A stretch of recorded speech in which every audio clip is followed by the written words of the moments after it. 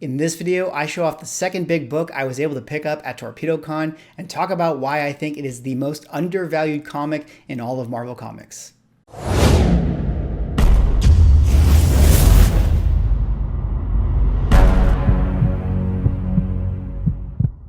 Ladies and gentlemen, welcome back to another video with Swaggle Haas. And in this video, I show off the second big book I was able to grab for myself at Torpedo Con and talk about why I think this is the most undervalued comic in all of Marvel comic books. But before I get into showing the book for today, if you guys could drop me a like or comment or subscribe if you're enjoying the content, help support the channel, do one of those things, and I would appreciate it.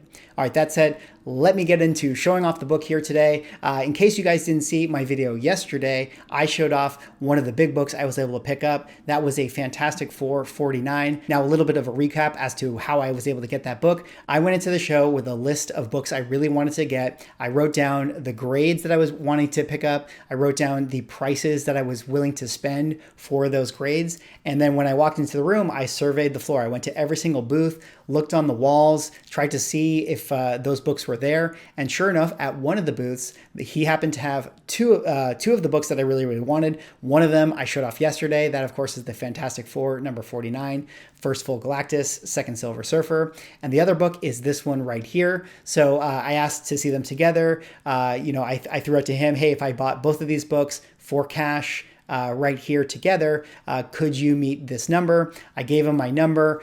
He was happy to accept. It was $13.50 for the pair, and I was able to pick up both books right there, and I am super happy to get my hands on them.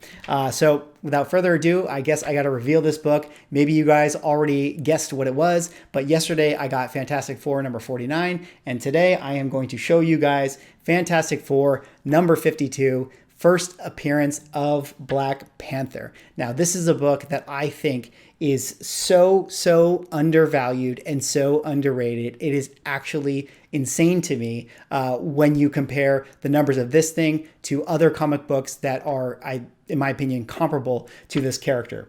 This is one that, I've always really wanted this book. Of course, I'm doing my Avengers Grail run, so there's been a lot of other books that I wanted to get my hands on. But recently, over the last few months or so, I'd been thinking about this book a lot. I've been thinking about this character in particular. Perhaps it was, of course, like, the passing of Chadwick Boseman definitely had an effect on me. I really enjoyed the Black Panther film. I thought he did an amazing job with that character.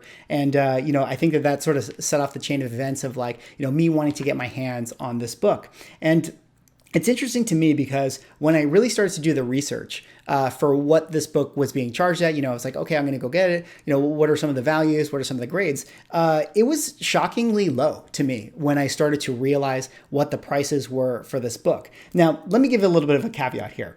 I know that I said that this is the most undervalued comic book in all Marvel comic books, and I really believe that. I'm sure that there are literal comic books that you guys could point to that it's like, this is actually like 20x undervalued, which would make it, proportionally the most undervalued book. But one of the reasons I point to this one as being undervalued is because I believe that T'Challa, Black Panther, is an absolute S-tier Silver Age character, right? He is right there with the likes of Thor, Incredible Hulk, Captain America, Spider-Man, etc. He is right up there in my opinion. And being that he is one of the premier characters of all time, and he came out in the Silver Age, and that his first appearance was in a great title like Fantastic Four and an amazing cover, super dynamic pose, it blows my mind away how undervalued this book is. But in case you guys don't agree with me thus far, let me just show you a few things just to kind of put some perspective on it, or at least to see where I'm coming from with this.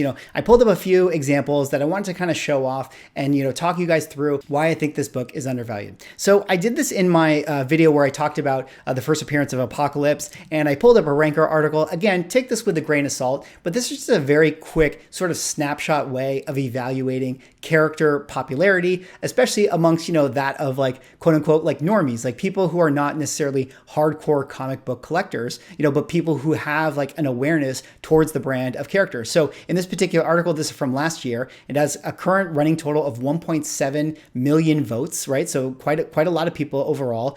There's like 130,000 different voters. So, you're getting a pretty good pool of people. So as we just scroll through right here, let's just take a look and see at, some of the most popular characters. characters. Of course, number 1, Spider-Man, no surprises. Number 2, Batman. Number 3, Deadpool, very, very interesting, right? Number 4, Thor. 5, Wolverine, Iron Man, Captain America, Hulk, Wonder Woman, Flash, pretty crazy, Doctor Strange, Venom, Superman, Black Panther, number 14, number 15, Punisher. So, we don't need to get into the weeds as to, what we actually feel like these characters should be, where they should be. But regardless, we can at least, come to some kind of conclusion that at least the Black Panther character is, in the top 20 characters of all time, right? If you eliminate some of those DC characters, maybe you can say Black Panther is easily in the top 15 characters within Marvel comic books. I think that is a very, very fair thing to say. But overall, there are very few characters that can continually command an ongoing storyline.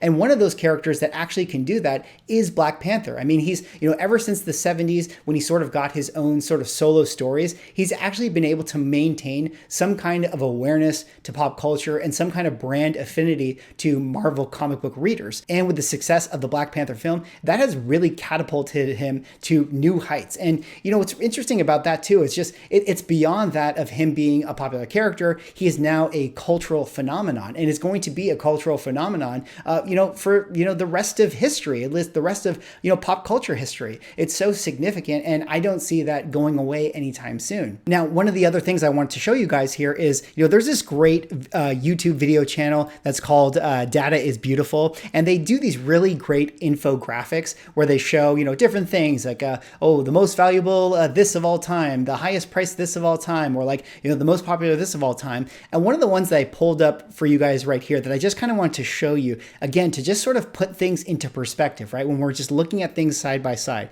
This right here is Marvel versus DC, most money grossing movies between 1978 and 2019. And I paused this here in October of 2019. This, of course, is after Endgame or so. And just look at some of the icons that you see on this this image right here. Of course, you see Avengers, the Avengers brand right there on the top, not only the top, but the top 4 spots. You see Iron Man there, you see Spider-Man, you see Batman, you see Superman, you see Captain America, you even see Aquaman there. And who else do you see? Who else do you see as the actual number 1 grossing solo superhero in this frame right here? Well, you actually see Black Panther there, the number 5 slot from 2018, the Black Panther film, the 5th highest grossing superhero movie of all time, only behind the Avengers. I mean, think about that for a minute. Take that in for a second. This is one of the most well-recognized superheroes in all of the world, Black Panther. And that is pretty significant if you ask me, in my opinion. I mean, just the fact that he has this brand awareness overall where people,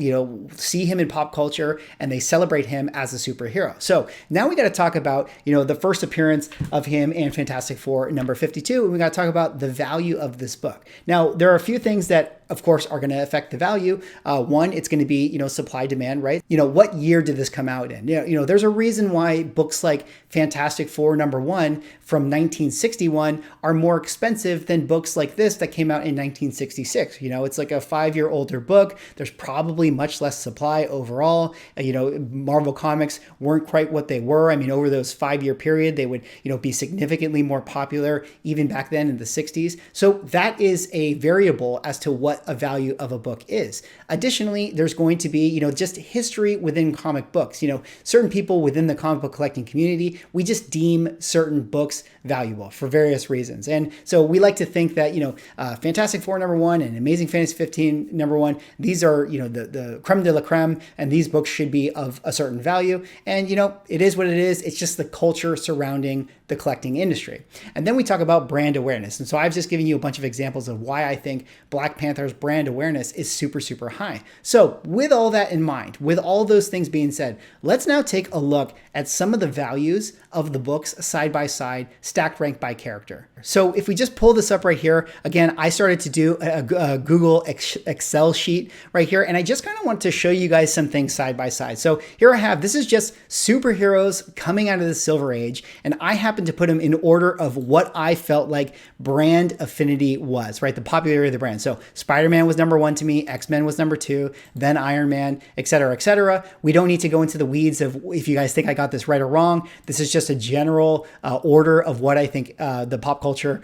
phenomenon around these superheroes are. Then I have their books right here, right, where they made their first appearance. I have their year, so we know that we can kind of make an understanding for supply and demand right there. Then I picked different grades. I didn't go with like 9.8s because those can be anomaly numbers if there's only a few copies that exist. So I went with a 2.0, a 5.0, and an 8.0. And let's just kind of focus right now on the 8.0 grades. So Spider-Man's fair market value, this is current Go Collect fair market value numbers. Granted, I'm sure all of these are wrong, but at least they're wrong proportional together, right? So take them with a grain of salt. But an 8.0 fair market value for an AF-15 for Spider-Man is $310,000. You go down to X-Men, $36,000. You go to Iron Man, $33,000. Incredible Hulk, $105,000.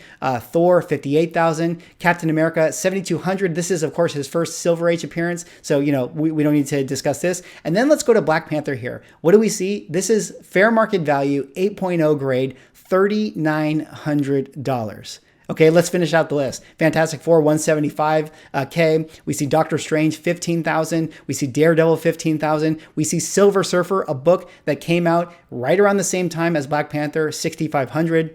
We see Black Widow, $6,500, and we see Scarlet Witch and Quicksilver, $9,750. So of all the books on this list, of all of these characters who I feel like are A-tier Marvel characters, whose book is the least valuable? Well, it is in fact Black Panther. Fair market value 8.0, $3,900. The closest book to that is Silver Surfer or Black Widow, and those books are $6,500. It's crazy to me to think that the Silver Surfer first appearance is worth almost 40% more than the Black Panther book, yet Black Panther is one of the most significant characters in all of Marvel comic books. He's proven himself in the movie pop culture space. Silver Surfer, we don't even know when he's coming to the MCU. We don't know if he's going to get his own solo movie. We don't know if people are going to love him, but his book is already more expensive. It feels like at minimum, Black Panther's book should at least be pushing that value overall around at least the $6,000 range. So just looking at this alone to me, when we talk about undervalued books, I mean, the fact that, look at this 2.0 grade. 2.0 fair market value for this is $475. Think about that for a second, $475. You mean to tell me that you can get a first appearance of one of the all-time biggest superheroes there is in all of comic books, a 2.0 grade you can get for $475. That to me is incredible. That to me is where I feel like this is really why I feel like this book is undervalued. Now, again, I'm not in charge of the market here. I don't get to make these decisions. There could be many different reasons, many different variables. Simply supply could be, the only issue with that book. Maybe it was a high print run. I don't really know. But overall, when I look about character brand awareness and reasons for wanting to own a certain book, Fantastic Four 52 just feels like it should be in more demand.